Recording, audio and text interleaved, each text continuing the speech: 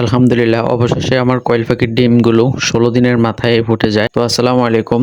আমার এই কয়েল পাখির ডিমগুলো আমি ইনকিউবেটরে বসাইছি। ইনকিউবেটরে বসানোর পরে আমার এই ডিমগুলো ফুটছে, কয়েল পাখির ডিমগুলো আর কি। তো আমি কিভাবে সফল হয়েছি আমার এই ডিমগুলোর মাধ্যমে আপনাদেরকে আমি দেখানোর চেষ্টা করব এই ভিডিওতে। তো এই ভিডিওতে আমি আপনাকে দেখানোর চেষ্টা করব যে কিভাবে আপনি সঠিক নিয়মে ইনকিউবেটর বসানোর পরে আপনি ডিমগুলো ফুটাইতে পারবেন। তো এই ভিডিওতে আমি আপনাদেরকে একদম প্রথম দিন থেকে বাচ্চার 5 দিন বয়স পর্যন্ত আমি আপনাদেরকে দেখানোর চেষ্টা করব, আর কিভাবে আপনি ওষুধগুলা খাওয়াইবেন, কিভাবে নিয়ম মেনে চলবেন, ওই হিসাবগুলো আমি আপনাকে দিব ভিডিওতে। আপনি যদি এখন আমার চ্যানেলটা সাবস্ক্রাইব করে না থাকেন তো এই ভিডিওতে একটা লাইক দিয়ে চ্যানেলটা সাবস্ক্রাইব করে ভিডিওটা দেখতে থাকুন। আর ভিডিওর শেষে আপনার কাছে ভিডিওটা যদি আপনার উপকারে আসে তাহলে আপনি ভিডিওতে একটা কমেন্ট করে যাবেন। তো এটা হচ্ছে আমার একদম ডিমের প্রথম দিন। আমি 100 কয়েল পাখির ডিম নিয়ে আসি, পার পিস 3 টাকা করে। আমাদের এদিকে ডিমের দাম হচ্ছে আপনার 3 টাকা করে পার পিস আর কি। তো এখানে দেখেন আমি একটা পানির পাত্র দিয়ে দিছি যেন আর্দ্রতাটা ঠিক রাখতে পারি। চাইলে আপনি আর্দ্রতা ধরার জন্য প্রথমে না দিলেও চলে, কিন্তু দিলে ভালো আর কি। তো এটা হচ্ছে আমার ডিমের দ্বিতীয় দিন। দিনে 3 থেকে 4 বার কিন্তু আপনি ডিমগুলা লড়াইতে হবে, মানে এফার্ট ওফিট করে করে আপনি কিন্তু ডিমগুলা দিতে হবে। আপনি যদি 4 বার না পারেন অন্তত 3 বার হলেও আপনি ডিমগুলাকে মানে ঘুরিয়ে দিতে হবে আর কি। মনে করেন যে আপনি আজকে সকালে লড়াইলেন, একবার ঘুরিয়ে দিলেন, আবার হচ্ছে দুপুরে বা বিকেলে একবার লড়াই দিলেন, আবার হচ্ছে রাত্রে একবার ঘুরিয়ে দিলেন। আপনি 3 বার দিলেও চলে না। এটা হচ্ছে ডিমের 11তম দিন। দেখেন ভিতরে কিন্তু বাচ্চাটা লড়তেছে। তো এটা হচ্ছে ডিমের 14তম দিন। 14তম দিনে আমি একটা ডিম নিয়ে ভাঙি, দেখি যে কি অবস্থা। মানে সব একটা দেখলে তো মোটামুটি সবগুলোই বলা যাবে, আন্দাজ করা যাবে আর কি। দেখি যে ভিতরে কিন্তু বাচ্চা চলে আসছে। তো কয়েল পাখির ডিম কিন্তু আপনার 16 থেকে 17 দিনের মাথায় চলে আসছে। তো আমি এখানে কি করি যে হাত দিয়ে করতে গিয়ে আমার হাতে লেগে একটু রক্ত বাইরে গেছে, মানে উপরে যে পাতলা চামড়াটা ছিল চামড়াটার মধ্যে একটু আঘাত খেয়ে রক্ত বাইরে হচ্ছে আর কি। তো আমি এটা আবার ইনকিউবেটরের মধ্যে দিয়ে দিই যেন এটা ভালো থাকে। তো পরবর্তীতে দেখতেছি যে 2 দিন ধরে ভালোই ছিল, 2 দিন পরে দেখতেছি যে অটোমেটিক বাচ্চাটা বাইরে হয়েছে, কিন্তু হচ্ছে যে বাচ্চাটা বাঁচাতে পারেনি। বাচ্চাটা অটোমেটিক 2.5 ঘন্টার মধ্যে মারা গেছে। আপনি এমনিতে একটা কাজ করতে পারেন যে মনে করেন যে 16-17 দিন হয়ে গেছে, তো ডিমের মধ্যে দেখতেছেন যে একটু একটু করে ফুটা করে ফেলছে, কিন্তু বাচ্চাটা বের হইতে পারতেছে না অনেকক্ষণ ধরে, ঘন্টাখানিক হয়ে গেছে। তো আপনি তখন কি করতে পারেন, একটু একটু করে এটা ছাঁটাই করে দিতে পারেন ডিমের চোকলাটা। তো তখন দেখবেন যে অটোমেটিক বাইর হয়ে যাবে। তো একে একে কিন্তু আমার সকল ডিমগুলো ফুটে শুরু করে দিয়েছে, অনেকগুলো ডিম ফুটে গেছে।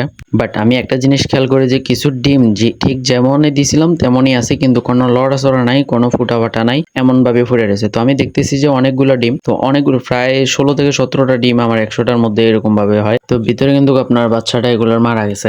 আলহামদুলিল্লাহ আমার 100 কয়েল পাখি ডিমের মধ্যে 66টা কয়েল পাখি ফুটছে। তো একটা হচ্ছে যে আপনার প্যারালাইসিস আলা, আর একটা হচ্ছে যে প্রতিবন্ধী আর কি। তো আরেকটা জিনিস আপনার হচ্ছে যে মেইন হচ্ছে যে ব্রুডিং এর সময় আপনি কিন্তু সব সময় এগুলোকে তাপ দিয়ে রাখতে হবে। এই যে আমি লাল লাইটটা জ্বালাইছি, এগুলো দেখেন কিভাবে গাদাগাদি করতেছে, মানে ওদের সবসময় গরম দিতে হবে। গরম না দিলে আপনি কিন্তু কয়েল পাখির ব্রুডিং এর সময় বাচ্চাটা বাঁচাইতে পারবেন না, এটাই কথা। আপনি সবসময় তাপ দিয়ে তাদেরকে রাখতেই হবে। তো আমি এখানে কয়েল পাখির ডিমের সাথে আমি 5টা মুরগির ডিম বসাই। তো মুরগির ডিম বসানোর সময় আমি কিন্তু এগুলোকে মার্ক করে দিই যেন ঘুরানোর সময়, যেহেতু এগুলো বড় ডিম, ঘুরানোর সময় আপনার যেন সঠিকভাবে বুঝতে পারি।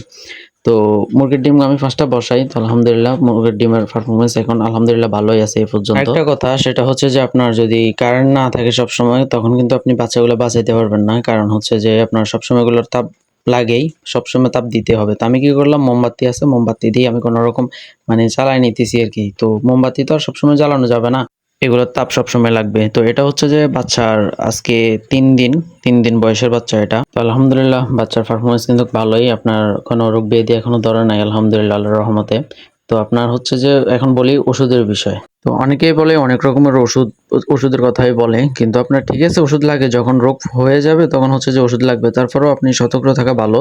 তা আমি আপাতত মানে যে কয়েকটা আমি ওষুধ খাওয়াইছি আপনার হচ্ছে যে লাইসোবিট, তারপর হচ্ছে থায়োবিন, আর একটা হচ্ছে রেনামক্স, এই 3টা দিয়ে আমি আপাতত আজকে 5 দিন ধরে চলতেছি।